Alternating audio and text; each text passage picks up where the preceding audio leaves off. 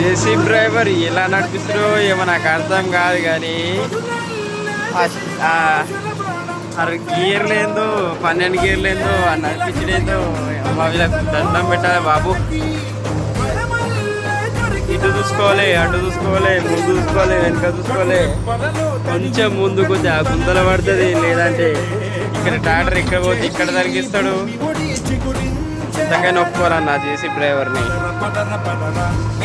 జేసీ డ్రైవరా మజాక చూసుకోవచ్చు. ఎటు ఆడినా కానీ 4 గేర్లు 6 గేర్లు ఆడాలి ఏమో.